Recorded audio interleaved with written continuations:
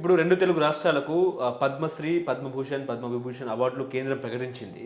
అటు బాలకృష్ణకు, ఇటు మందకృష్ణ మాదిగ కూడా అవార్డు వచ్చింది. మందకృష్ణ మాదిగ విషయంలో బండి సంజయ్ కొన్ని అంటే గద్దర్ గారి విషయంలో మందకృష్ణకి ఇచ్చారు. గద్దర్‌కి ఎందుకు వెళ్ళదని రేవంత్ రెడ్డి రేజ్ చేసిన అంశంలో బండి సంజయ్ కొన్ని వ్యాఖ్యలు చేశారు గద్దర్ గారి మీద. అది పక్కన పెడితే ఈ అవార్డుల గురించి ఏం చెప్తారు సార్?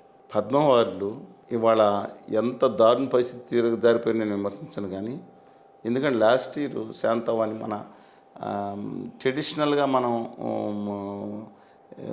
వరి వంగడాలు వాటిని కాపాడిన వాళ్ళకి మంచి వాళ్ళకి ఇచ్చారు. అంటే మంచిది మంచి, చెడు చెడు మన జీవి రామయ్య లాంటి వాళ్ళకు కూడా చాలా మంచి వాళ్ళకి ఇచ్చారు. మనం అభినందించాలి. మా పాలన పాలుగా నెలగా సామాన్యులకి కాంగ్రెస్ పార్టీ ప్రభుత్వం అసలు రేరుగా వస్తూ ఉంటే, ఇది బీజేపీ ప్రభుత్వం వచ్చిన తర్వాత మంచి పని చేస్తారు. దాంట్లో నేను సెకండ్ థాట్ అండి. కానీ వాళ్ళకి కావాల్సిన వాళ్ళకి ఇచ్చుకున్నారు. ఇవాళ నేను ఒకటి చెప్తాను మీకు. భారతరత్న ఎన్టీ రామారావు గారు ఎందుకు ఇవ్వలేదండి? పి వామన్ గారు, తర్వాత సత్యజిత్ రే గారు, సరే సినిమా మరి ఎన్టీ రామారావు గారు 5 పాత్రలు వేశారు. రచన, దర్శకత్వం, నిర్మాత, స్క్రీన్ ప్లే అన్నీ రాసుకుని 5 పాత్రలు వేసుకుని అద్భుతంగా నటించిన నటుడికి ఇవ్వటానికి నటుడుగా అయ్యింది. రాజకీయవేత్తగా ఈ దేశ చరిత్రలోని రికార్డు సృష్టించిన వ్యక్తి. ఆంధ్రప్రదేశ్ ఉమ్మడి రాష్ట్రంలో బలహీన వర్గాలకు మొదటిసారి పొలిటికల్ రిజర్వేషన్ వ్యక్తి. అలాగే ఆంధ్రప్రదేశ్ రాష్ట్రంలో మొట్టమొదటి మధ్యాహ్న భోజన పథకం, 50 పవర్స్కి హార్స్ పవర్కి ఇండియాలోని వినూత్నం, మహిళలకు ఆస్తి ఎక్కించింది దేశం మొత్తం మీద ఫస్ట్ ఎన్టీఆర్. దేశంలో ఎక్కడ లేనట్టు అసలు ఇల్లే లేకపోతే పక్కా ఇళ్ళు సామాన్యులకి అసలు ఊరు వస్తుంటే ఎలా కురిసిపోతుంటే స్లాబ్ ఇల్లు కట్టించిన మొట్టమొదటి ముఖ్యమంత్రి ఎన్టీ రామారావు గారు. 100 చెప్తాను. నిత్యానందాన్న పథకం పెట్టింది తిరుపతిలో. ఇవాళ చెప్తున్నానండి, అలా ఒక విషయం కాదు, గడియలు పగలు కొట్టినట్టే ఆయన సామాన్యులకు ప్రజల వద్దకు పాలన పెట్టింది నిజంగా ఆయన. అసలు మామూలు వ్యక్తి కాదండి. అలాంటి వ్యక్తికి ఎందుకు ఇవ్వలేదు? నేను పివి నరసింహరావు గారు గవర్నీలో ఆయన ఇవ్వడానికి హర్షిస్తున్నాను. తెలుగు బిడ్డ గారు, no second thought in that. కానీ నేను మీకు చెప్తాను, ఎంతమంది నేను చెప్పిన పేర్లు ఎంతమంది గుర్తుంటాయని మీకు చెప్పండి. నేను మీకు ఇస్తాను, లిస్ట్ ఇస్తాను. దీంట్లో ఆయనకి ఇవ్వలేదా అనుకుంటే నేను జస్ట్ ఈ పేర్లు 4 చెప్తాను మీకు. నేను ఇక్కడ చూసేవాళ్ళకి ఏమైనా తెలుస్తుందా? భారతరత్న ఏదైతే ఉందో భగవాన్ దాస్, సచిత్ రాయ్, సరే ఆయన మనకు తెలుసు. పి వామన్ గారు, ఎంజి రామచంద్రన్ గారు తెలుసు. డెఫినెట్గా నటుడు ఏ విధంగా తీసిపోయారు ఎన్టీఆర్ గారు, వారికి ఇవ్వడానికి హర్షిద్దాం. రవిశంకర్ గారు, ఈ పండిట్ రవిశంకర్ కాదులేండి, ఈయనంతా మన అయ్యప్ప స్వామిని చాలా అసహ్యంగా మాట్లాడిన పక్కన చిచ్చి అని 3 సార్లు పెట్టుకుంటారు, ఆయన పక్కన వదిలేసేయండి. నేను అడిగింది ఆ రవిశంకర్ గారు, బిస్మిల్లా ఖాన్ గారు, మంచి వాయిద్యం. ఎన్టీ రామారావు గారు ఆయన మంచివాడు, చాలా గొప్పవాడు, ఇవ్వాల్సిన అవసరం ఉంది. ఎన్టీ రామారావు ఏ విధంగా తక్కువ అండి? భీమసేన్ జోషి చాలా గొప్ప ఆయన. మరి రామారావు గారు ఏ విధంగా ఆయన కళ్ళలో ఆయన ఇష్టాలు. సచిన్ టెండూల్కర్, ఇది రాజకీయం. ఆయన వయసు అంతా ఇచ్చేదంతా పక్కా వ్యాపారి. పక్కా ఆయన అభిమానులు క్రీడగా అభినందించండి, పచ్చి వ్యాపారి. కనీసం వినోద్ కాంబ్లీ గారి గురించి తెలుసుకుందాం తర్వాత ప్రణబ్ కుమార్ ముఖర్జీ గారు, సరే నా రాష్ట్రపతి చేసి భూపేన్ హజారికా గారు, నానాజీ గారు. ఏంటండి ఇది? వీళ్ళందరికన్నా రామారావు గారు ఏ విధంగా తక్కువ? బహుశా చాలామంది సర్క్యులేట్ అవుతున్న ఆఫారిటీస్ ఐ డోంట్ నో. రామారావు గారికి శతజయంతి సందర్భంలో కూడా ఇవ్వకుండా అవమానించింది, తర్వాత ఇవాళ బ్లాక్మెయిల్ చేసిందనే ఉద్దేశంతో బహుశా బాలకృష్ణ గారి అవార్డుని తిరస్కరిస్తారంటున్నారు. ఆఫారిటీస్ ఐ డోంట్ నో అండి. తిరస్కరించి మాత్రాన ఆయన ఏమి విలువ పడిపోదు. ఆయన ఓన్గా ఏంటండి 50 సంవత్సరాలు ఆయన చలనచిత్ర ప్రపంచం తాతమ్మ కళ అద్భుతం, ఆ వయసులో అద్భుతం నటించాడు. తర్వాత సరే రోసా రొటీన్ పాత్రలు చాలా సంవత్సరాలు చేస్తుంటారు, డిఫరెంట్ ఇష్యూ అండి. బట్ నేను అన్నాను, ఇవాళ ఆ నాన్నగారికి ఒప్పుకుంటే ఏమనుకోవాలి? ఏ విధంగా కూడా పోస్ట్ దివంగతులైన వారు కూడా మనం ప్రకటించారు కదా, పద్మభూషణ్లు చాలామంది ప్రకటించారు కదా, ఏ విధంగా అనుకోవాలండి? వాళ్ళని మరి ఆయన తిరస్కరిస్తారో తెలియదు. కానీ ఒక్కటి గుర్తుంచుకోండి, శిష్లాజ్ జానకి గారు, ఎస్ జానకి గారు దాదాపు 50,000 పాటలు 17 భాషలు పైగా పాడిన ఒక గొప్ప ఆవిడ, మా తెలుగు జాతి బిడ్డ. అమ్మ నమస్తే అమ్మ. తెలుగు వాళ్ళకి ఇంకా దక్షిణాది జరుగుతున్న అన్యాయం మీద పద్మభూషణ్ అవార్డు వస్తే సున్నితంగా తిరస్కరించి పక్కన పడేసారు, చూసారమ్మా.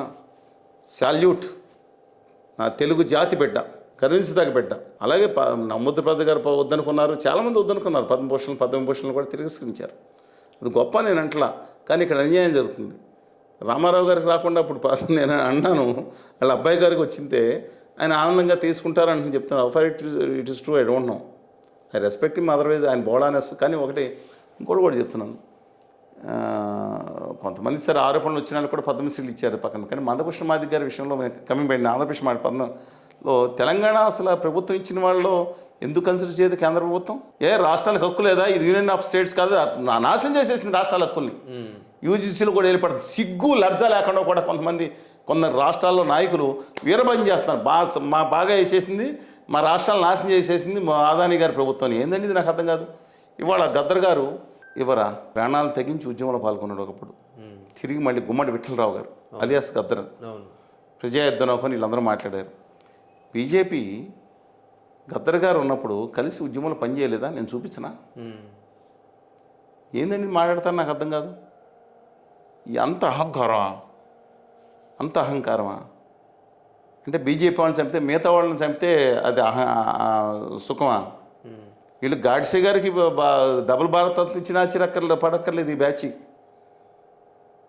దేనికి మాట్లాడుతున్నారండి? అసలు ఏం చేస్తున్నారు? గద్దర్ గారు అర్హులు కాదు. పద్మశ్రీ అవార్డులకి ఇంకెంతమంది అర్హుతుల్లో చెప్పించినా మా మహిళల మీద ఆరోపణలు ఉన్న వాళ్ళకి మాత్రం అడ్డంగా ఇవ్వడానికి భజన చేసుకోండి, వీరభజన చేయండి, చెక్కభజన చేయండి అందరికెళ్ళి. గద్దర్ గారు ఒక్కలే కాదండి, అనేక మంది ఉన్నారండి తెలంగాణలో. చాలా గొప్ప వాళ్ళు ఉన్నారు. చనిపోయిన తర్వాత ఇస్తే జంగిల్ జమీన్ మీద పోరాటం చేసిన వాళ్ళు లేరా? మా గొండుల్లో, కొయ్యదొరల్లో, ఒక చెంచుల్లో, భగతలో, సవర్లో ఎవరు లేరండి? నాకు చాలా బాధగా ఉంది. అంటే గద్దర్ నక్సలైట్ భావజాలం ఉంది కాబట్టి ఆయన పద్మశ్రీకి అర్హుడు అని చెప్పి బండి సంజయ్ అన్నారు. నక్సలైట్ భావజాలం ఒకప్పుడు ఉన్న తర్వాత త్యజించి జనజీవన స్రవంతో కలవడం తప్పని సందేశం ఇస్తున్నారు ఈయన. కాదండి, అంటే ఒకప్పుడు మీరు మడ్డలు చేసి గాంధీ మహాత్ముని చంపేస్తున్నాం చూపించిన వాళ్ళందరికీ మీరు రివార్డులు ఇచ్చి ఎంపీలు కూడా చేశారు, టికెట్ కూడా ఇచ్చారుగా. ఎంపీలు వేశారు. బందిపోట్లుగా ఉన్న వాళ్ళకి ఎంపీలు అయ్యారండి. మీ తర్వాత మీ పార్టీలోకి వస్తే పాదపూజ చేసి సన్మానం కూడా చెప్తున్నాను చేస్తారేమో, నేను చెప్తున్నా. ఏం జరుగుతుందండి? వీళ్ళు అదానీ గారికి, అంబానీ గారి వాళ్ళ శిష్యులకు మాత్రం ఏది కావాలంటే అది ఇస్తారు. ప్రాణాన్ని పణంగా పెట్టుకోడాడు గద్దర్ గారితో నేను చర్చలో కూర్చున్నప్పుడు మా ఇద్దరం విభేదించుకున్నాం. చాలా గౌరవంగా వ్యక్తిగత విలువలు కలిగి ఆయన చనిపోయినప్పుడు వెళ్ళి శ్రద్ధాంజలి ఘటించి వచ్చాను. మరి బీజేపీ వాళ్ళు చాలామంది వెళ్ళారు, బహిష్కరిస్తున్నారు పార్టీ నుంచే. గద్దర్ గారి దానికి చాలామంది వెళ్ళి నాకు కనపడ్డారు నేను వెళ్ళినప్పుడు. మీరు కూడా కనపడ్డారు. చెప్తున్నాను, ఏందండి ఇది? మీరు ఉత్తర భారతీయ అదానీ గారి పార్టీ అహంకారాన్ని దయచేసి తెలుగు జాతి ఆత్మగౌరవం, నా తెలుగు బిడ్డ, మా తెలుగు బిడ్డ సంజయ్ గారు కూడా మన తెలుగు బిడ్డే, మేము గౌరవిస్తాం. కానీ చెప్పులు మోసే పని మీరు చేశారు. తల్లి తండ్రితో సహా చెప్పులు పెట్టారు, మళ్ళీ వచ్చారు. మీరు అది చేసుకుంటే ఇంట్లో చేసుకోండి. అమిత్ షా గారికి ఇంటికి వెళ్ళి పాతపూజ చేసుకోండి, నో ప్రాబ్లం. సంజయ్ గారు dynamic leader, I'm not accept ఆయన వాచ్యలత్వం తప్ప నువ్వు ఎక్కడి నుంచి ఎక్కడ తీసుకొచ్చాడు పార్టీని ఆయన, ఐఎమ్ నాట్ దాంట్లో అంటలేదు. కానీ ఇదేంటండి వీరబానిసత్వం ఉత్తర భారతీయ అదానీ గారి పార్టీ అండి భావజాలానికి. నేను బీజేపీని విమర్శించాల, చాలాసార్లు చెప్తున్నా. మురళీ మనోహర్ జోషి గారు, అద్వానీ గారు, వాజ్పేయి గారు, సికింద్ర భక్త్ గారు, విజయరాజ్ సింధే గారు, జానా కృష్ణమూర్తి గారు, ఎందరో మహానుభావులు గొప్పవాళ్ళు, వాళ్ళందరితో ఏర్పడిన పార్టీ బీజేపీ. ఇవాళ నడిచేది అదానీ గారు ఉత్తర భారతీయ జనతా పార్టీ, గుమా వ్యాపారుల పార్టీగా మారలేదా? అందువల్ల దాని భావజాలతో కూర్చుని తెలుగు బిడ్డలకు అన్యాయం చేయొద్దని చెప్తున్నా. మీరు లిస్టులో చెప్తే బాధపడతారని నేను మాట్లాడలేదు. ఎంత పద్మశ్రీలు ఎన్ని ఆరోపణలు ఎంతమందికి ఇచ్చారండి? అంటే మీ పార్టీలో చేరితే మాత్రం అది వేరా? నేను చెప్తున్నాను, మీరు అబ్సల్యూట్ రాంగ్ అండి. తెలుగు బిడ్డకి అన్యాయం చేస్తాండి ఒక పక్కన ఉన్నది. మందకృష్ణ మాదిగ గారికి మాత్రం అది రావడానికి, పురస్కారం రావడానికి హర్షిస్తున్నాను.